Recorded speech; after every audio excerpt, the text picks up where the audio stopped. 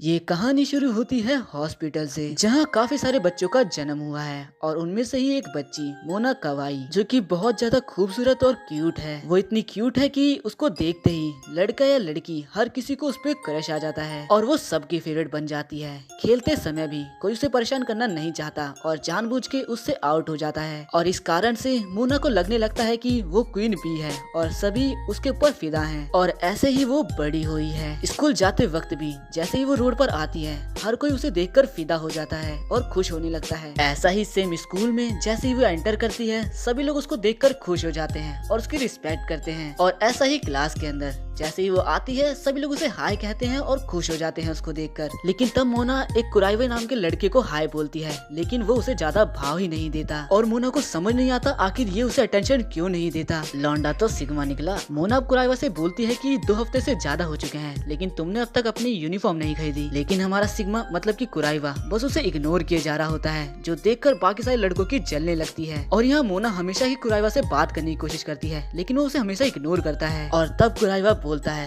Please तुम मुझे अकेला छोड़ दो। और इससे मोना एकदम हैरान हो जाती है और अब वो सोचने लगती है, पता नहीं क्यों ये मुझे भाव ही नहीं देता। सब पे मेरा जादू चलता है सिवाय इसको छोड़कर, और इसके पास जब भी मैं होती हूँ मुझे क्वीन बी वाली फीलिंग ही नहीं आती। तब वो देखती है कि कुराइवा अपने फोन के अंदर कैट्स देख रहा होता है। तब मोना कैट्स की एक्टिंग कर दिखाती है, जो देखकर कुराइवा का तो नहीं लेकिन क्लास के सारे लड़के उस पर लट्टू हो जाते हैं। तब कुराइवा बोलता है, आखिर तुम ये क्या कर रही हो, और अपना मुंह उस तरफ कर लेता है। सिग्मा पूरा रीजन भाई। इससे मोना काफी ज्यादा एम्बैरेस फील करती है और बाकी सारे लड़कों को कुराइवा पर गुस्सा हो रहा होता है कि आखिर ये कैसे बोल सकता है ऐसा। इसके बाद ऐसे ही मोना कुराइवा से बात करने की कोशिश करती है। तब कुराइवा उसे बोल देता है, जब तुम्हें काम रहे या जरूरत पड़े तभी मुझसे बात किया करो, बेफालतू में नहीं। और ये सुनने के बाद मोना शौक के साथ सदमे में चली जाती है और ये चारों लड़के भी जो भी फ्रेम में दिख रहे हैं। अब मोना क्लास से भागती है और सोचती है कि बचपन से लेकर आज तक हर किसी को बस मुझ पर प्यार ही आया है, लेकिन सिर्फ उस पर मेरे चार्म का कोई असर नहीं होता। अब थोड़ी देर बाद मोना एक पोस्टर लगा रही होती है और कुराइवा को देखकर इस तरह से खड़ी होती है कि ताकि कुराइवा जाते हुए उसकी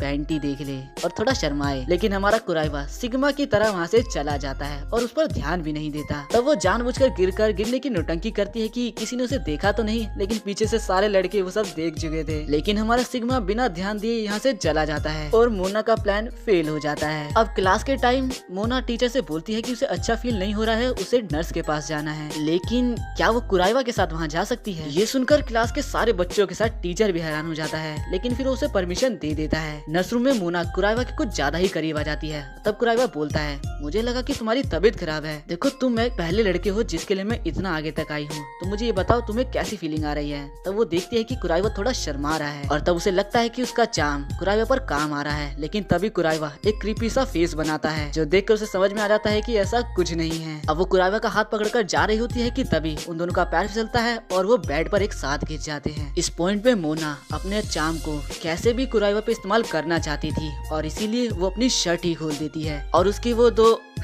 कुराइवा को दिख रहे होते हैं। लेकिन कुराइवा हमारा सिग्मा बॉय है। वो काफी अजीब सा फेस बनाता है और गुस्से में बोलता है, आखिर तुम ये क्या कर रही हो? तब मोना बच्चों की तरह रोने लग जाती है और रोते रोते ही नीचे गिर जाती है और कुराइवा भी उसके साथ नीचे गिर जाता है। लेकिन इस बार मोना नीचे और कुराइवा उसके ऊपर होता है। इस पॉइंट पर मोना शर्माने लगती है और जब उसे रियलाइज होता है कि उसके बटन तो खुले हुए हैं, तो उसे काफी ज्यादा एम्बैरेस फील होता है और वो बोलती है, आखिर तुम ये क्या कर रहे हो? मैं कुछ नहीं कर रहा। कुराइवा शर्माते हुए ऐसा बोलता है और जाने लगता है और फिर जाते हुए बोलता है, ये सब जो तुम कर रही हो ये तुम्हें उसके साथ करना चाहिए जिसे तुम पसंद करती हो। अब दोनों क्लास में आ जाते हैं, जहाँ मोना कुराइवा का शुक्रिया करती है और कुराइवा भी बस उसे देखे ही जा रहा था। इससे मोना शर्माने लगती है और मन में सोचती है, कहीं मुझे इससे प्यार तो नहीं हो गया। पता नहीं ये जो भी है, लेकिन मैं ये वादा करती हूँ कि मैं अपने चाम में तुम्हें भी फंसा लूंगी। अगले दिन वही कहानी शुरू। मोना को सभी लोग वैसा ही प्यार देते हैं, उसको देखकर एकदम खुश हो जाते हैं। तभी हमारे सिग्मा बॉय कुराइवा की एंट्री होती है, लेकिन वो मोना को कोई भाव नहीं देता और सीधा चला जाता है। तब एक असाई नाम की लड़की ये देखकर थोड़ा हैरान हो जाती है। पीटी क्लास में मोना स्ट्रेचिंग कर रही होती है और सभी लड़के उसे देखकर एकदम पागल हो गए होते हैं। लेकिन यहाँ भी मोना कुराइवा से बोल रही होती है कि तुम्हें भी स्ट्रेचिंग कर लेनी चाहिए। ये सुनते ही क्लास के सभी लड़के कुराइवा से दोबारा चलने लगते हैं और उसको घूर घूर कर देखने लगते हैं। लेकिन हमारा कुराइवा मोना को कोई भाव नहीं देता। मोना मन में बोलती है, बस तुम इंतजार करो, मैं तुम्हें भी अपने प्यार में गिरा कर रहूंगी। अब पीटी क्लास खत्म होते ही मोना कुराइवा को अपने प्यार में गिराने के लिए अजीब अजीब से पोज बनाने लगती है और अपना चाम गिराने लगती है, जो देखकर कुराइवा को छोड़कर क्लास के सारे लड़के उसमें फंस जाते हैं और उस पर लट्टू हो जाते हैं। लेकिन कुराइवा अपना मुंह मोड़ता है और सीधा क्लास से बाहर निकल जाता है। देखकर क्लास के सारे लड़के एकदम हैरान हो जाते हैं और मोना का दिल फिर से एक और बार टूट जाता है। अब कुराइवा अपना मुंह धो रहा होता है और मोना भी उसी तरफ आ रही होती है और सोच रही होती है कि आखिर क्यों उसके ऊपर मेरे चार्म का यूज नहीं होता। अब मोना पानी पीने के लिए झुकती है और कुराइवा उसका फेस देखकर थोड़ा ब्लश करने लगता है और उसे देखता जाता है। तब मोना ये देख लेती है और कुराइवा अपना मुंह मोड़ लेता है और मोना को समझ में आ जाता है कि कैसे उसे अपने चाम में फंसाना है। वो सारा पानी अपने ऊपर गिर लेती है और पूरी गीली हो जाती है और इस वजह से उसके टी शर्ट के अंदर के दिख रहे होते हैं। ये देखकर कुराइवा एकदम लाल हो जाता है और ये रियलाइज करने के बाद खुद मोना ही शर्माने लगती है और कुराइवा से बोलती है कि मेरी तरफ मत देखो। लेकिन तब कुराइवा अपनी टी शर्ट उतारकर मोना को पहना देता है और बोलता है इसे पहने रखना। मोना उसको देखकर शर्माने लगती है और कुराइवा यहाँ से जाने लगता है और जाते हुए मोना उसका शुक्रिया करती है और उन दोनों को एक लड़की देख लेती है। अब छुट्टी के टाइम उसकी क्लास के ही 2 लड़के उसे पकड़ लेते हैं और बोलते हैं कि तुम कुछ ज्यादा ही कठोर नहीं हो मोना के प्रति, वो तुमसे बात करती है और तुम उसे इग्नोर करते हो। और अब थोड़ी देर बाद हम उन तीनों को ही पार्क में देखते हैं जहाँ पर कुराइवा बताता है कि असल में मुझे लड़कियों से बात करने के लिए मना किया गया है और मुझे लड़कियों से बात करना आता ही नहीं है। मेरे गाँव में सिर्फ बुजुर्ग लोग और बकरियां ही हैं और मोना जैसी खूबसूरत लड़की मेरे पूरे गांव में नहीं है और इसीलिए जब भी वो मेरे सामने आती है मुझे समझ ही नहीं आता कि आखिर मैं उसे क्या बोलूं। और उसके क्लास के 2 लड़कों को समझ में आ जाता है कि आखिर वो मोना से बात क्यों नहीं कर पाता। यहाँ कुराइवा मोना के साथ बिताए थे सारे मोमेंट को याद कर शर्माने लगता है। आखिर मैं ये क्या सोच रहा हूँ, मेरे सिद्धांत मुझे ये इजाजत नहीं देते। कुराइवा एक गाँव से आया हुआ लड़का है जो की भगवान में कुछ ज्यादा ही मानता है, इसीलिए वो कुछ इस टाइप का है। इसलिए जब भी कुछ भी ऐसा होता है या वो कुछ भी ऐसा सोचता है तो अपने सर पर हाथ रख कर मौन करने लगता है और खड़ा होकर जोर से चिल्लाते हुए बोलता है मुझे ये नहीं सोचना, मुझे ये नहीं सोचना। अगले दिन क्लास में मोना उसकी टी शर्ट लौटाते हुए बोलती है कि मैंने इसे पहना था और अब इसके अंदर से मेरी खुशबू आती है, तो क्या तुम इसे लेना चाहोगे ना। ये सुनकर कुराइवा थोड़ा शर्माता है और फिर वो वापस से अपनी चैंटिंग चालू कर देता है, मतलब वही जो उसने पार्क में किया था। और मोना सोचती है कि अब चाहे तुम कुछ भी कर लो, मैं तुम्हें अपने प्यार में गिरा कर रहूंगी। अब अगले दिन मोना दोबारा से उठकर स्कूल के लिए निकलती है और सब लोग उसे देखकर खुश हो जाते हैं क्योंकि वो इतनी क्यूट जो है। और अब जैसे ही मोना स्कूल में आती है उसे पता चलता है कि आज उन सबकी ड्राइंग क्लास है जहां उन्हें अपने एक पार्टनर के साथ ड्राइंग को कंप्लीट करना है और मोना का पार्टनर और कोई नहीं कुराइवा ही होता है। मोना यहाँ पर अपनी ड्राइंग के लिए मॉडल बनी होती है और वो इतने क्यूट क्यूट पोज देती है कि क्लास के सारे लड़के उसके ऊपर फिदा हो जाते हैं। लेकिन हमारा सिग्मा बॉय भी कहाँ मानने वाला था, वो वापस से अपने मन की शांति के लिए चैंटिंग स्टार्ट कर देता है और मोना की खूबसूरती के छलावे में आने से बचता है। इस बात से मोना काफी ज्यादा गुस्से में आ जाती है और फिर वो कुराइवा के पास जाती है और सोचने लगती है चाहे तुम कुछ भी कर लो, तुम्हें मुझे देखना ही पड़ेगा क्योंकि मुझे देखे बिना तुम अपना असाइनमेंट कंप्लीट कैसे करोगे। तभी उसे पानी के पास वाली बात याद आती है कि कैसे कुराइवा उसको देखकर शर्माने लगा था, तो आखिर वो क्या देख रहा था। तब मोना समझ जाती है कि वो उसकी गर्दन को देख रहा था और इसके बाद मोना इतना कमाल का पोज देती है कि जो देखकर कुराइवा पूरा टमाटर की तरह लाल हो जाता है। लेकिन फिर दोबारा से अपने मन को शांत करने लगता है और बोलने लगता है कि मुझे अपनी स्पिरिट और माइंड दोनों को क्लीन करना होगा। और यहाँ मोना पोज पर पोज बनाई जा रही थी जिस वजह से वो सच में काफी ज्यादा सुंदर लग रही थी। और ये देखकर हमारा कुराइवा दोबारा से टमाटर की तरह लाल होना चालू कर देता है। लेकिन फिर वो बोलता है ये सब मेरी ट्रेनिंग का पार्ट है, मुझे इसे कैसे भी करना होगा।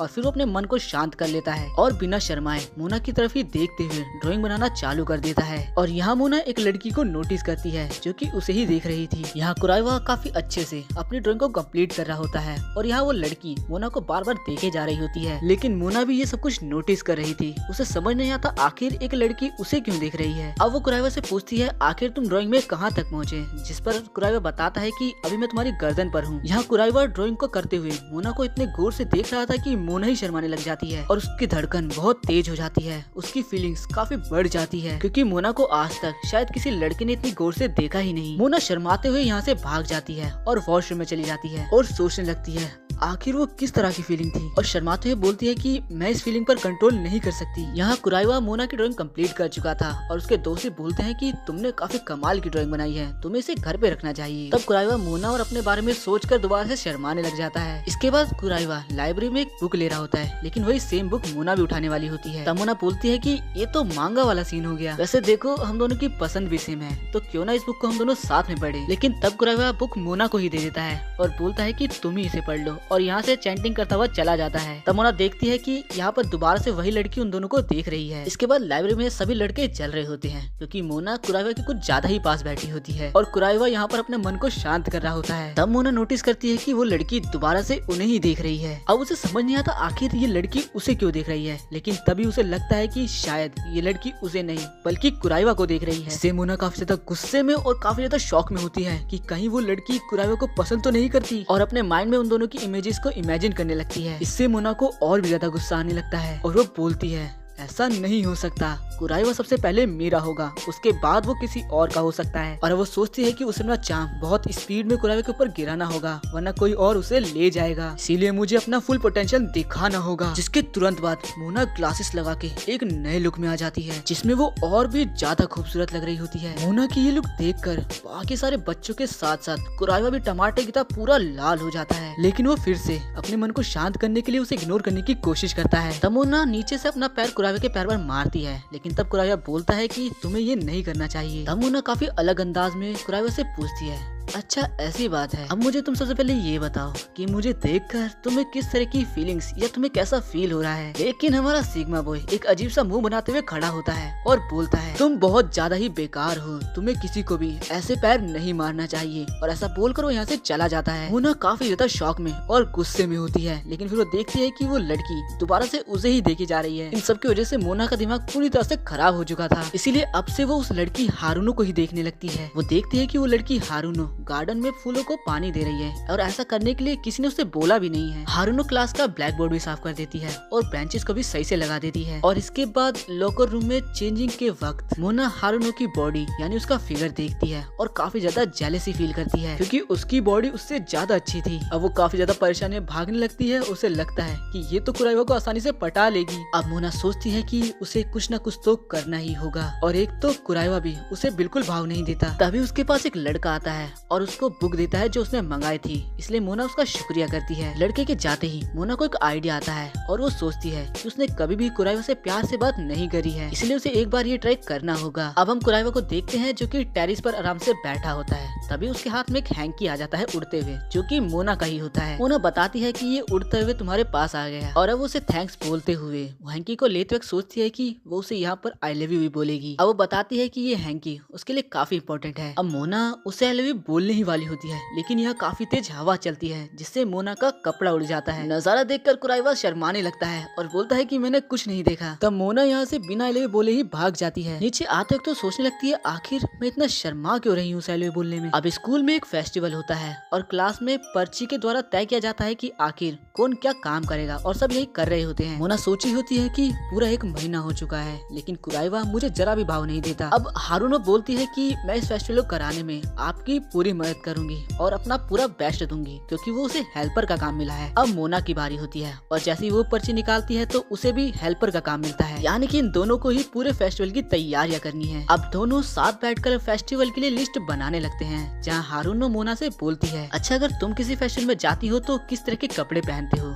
जिस पर मोना बताती है कि वो तो हमेशा बनी वाला पहनती थी, जो सुनकर हारूनो काफी ज्यादा एक्साइटेड हो जाती है और उसकी काफी ज्यादा तारीफें करने लगती है। लेकिन यहाँ मोना सोच रही होती है कि अभी हमारी सिचुएशन एक लव ट्रायंगल वाली है, लेकिन ये तो उसके बारे में बात भी नहीं करना चाहती। हारूनो फेस्टिवल के लिए काफी ज्यादा खुश होती है, लेकिन मोना उसका कंपटीशन उसके सामने है और वो उसे क्रश करना चाहती है। अब हारूनो मोना को चॉकलेट ऑफर करती है और मोना को भी काफी ज्यादा अच्छा लगता है, लेकिन तभी हारूनो का एक कॉल आता है और वो फोन छुपा लेती है। इससे मोना को थोड़ा अजीब लगता है और वो बोलती है आखिर किसका फोन आया और क्या तुम मुझे अपना फोन दिखा सकती हो, लेकिन हारूनो साफ साफ बोलती है कि मैं तुम्हें कुछ भी कर लो, ये फोन नहीं दिखाने वाली। इससे मोना को काफी अजीब लगता है और अब वो उसका पीछा करने लगती है। दोनों ही नीचे गिर जाती हैं और जब मोना उसका फोन चेक करती है, हारूनो के फोन के अंदर मोना की ही काफी सारी फोटोज थी। तब हारूनो बताती है कि वो मोना को हमेशा देखती रहती है और वो उसे काफी पसंद करती है। तब हारूनो बोलती है कि मैं नहीं चाहती है किसी को भी पता चले, मेरे फोन के अंदर तुम्हारी 300 से भी ज्यादा फोटोज हैं। जब मैंने तुम्हें पहली बार देखा तुम काफी ज्यादा क्यूट लग रही थी। अब मोना उससे माफी मांगने लगती है और अंदर से खुश होती है क्योंकि कुराइवा को लेकर उसकी टेंशन खत्म हो चुकी थी। तभी हारूनो बोलती है कि मुझे पता है कुराइवा तुम्हारा क्रश है, तुम उसे पसंद करती हो और जब भी वो तुम्हारे आसपास होता है तुम्हारी शाइन, तुम्हारी चमक बिल्कुल बदल सी जाती है। अब से मैं भी तुम्हारी मदद करूंगी कुराइवा को तुम्हारे क्लोज लाने में, लेकिन अगर तुम मुझे अपना दोस्त बनाओगी तो ही। तब मोना इसके लिए मान जाती है।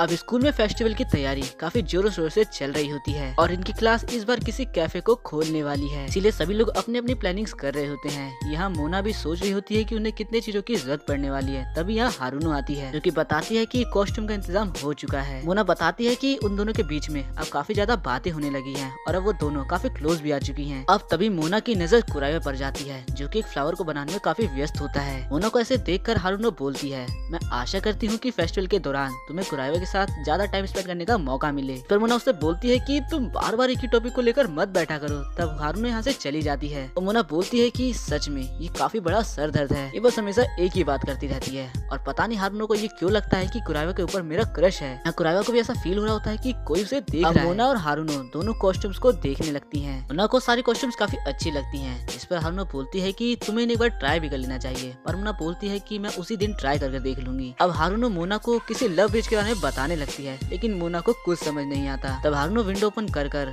उसको दिखाती है कि देखो, हर साल फेस्टिवल के दौरान जब भी कपल्स वहाँ पर हाथ पकड़ के एक साथ रहते हैं तो वो मूवमेंट एक काफी ज्यादा रोमांटिक मूवमेंट में बदल जाता है। मैं आशा करती हूँ कि तुम भी कुराइवा के साथ वहाँ पर जाओ। मोना शर्मा कर उसे डांटने वाली होती है, तभी यहाँ एक लड़की आकर हारुनो को अपने साथ ले जाती है। अब मोना कॉस्ट्यूम्स को देखने लगती है और तब वो उसे बारी बारी एक एक कर ट्राई करने लगती है और हर कॉस्ट्यूम के साथ उसका कैरेक्टर भी बदल जा रहा था। अब वो एक बनी वाला कॉस्ट्यूम पहनती है जिसे देखकर वो खुद ही शर्माने लगती है और बोलती है कि इसके अंदर तो मेरा काफी ज्यादा बॉडी पार्ट दिख रहा है। अब वो उसे चेंज करने वाली होती है कि तभी यहाँ पर कुराइवा आ जाता है और वो मोना को ऐसे कपड़ों में देख लेता है और मोना उसे देखकर काफी ज्यादा शर्मा जाती है और घबराहट के कारण कुछ बोल ही नहीं पाती। कुराइवा के सारे ऊपर नीचे गिर जाते हैं और वो बोलता है, मुझे टीचर्स ने यहाँ पर ये पेपर रखने कहा था, लेकिन लगता है मैं गलत टाइम पर आ गया। तभी यहाँ पर उन्हें हारुनो की आवाज आने लगती है। इससे मोना घबरा जाती है कि अगर हारुनो ने हम दोनों को साथ में देखा तो वो क्या क्या सोचेगी और इसीलिए वो कुराइवा का हाथ पकड़कर छुप जाती है और तभी यहाँ हारुनो आ जाती है। पर वो देखते हैं कि मोना तो यहाँ है ही नहीं। मोना और कुराइवा दोनों ही कपड़ों के पीछे छुपे हुए थे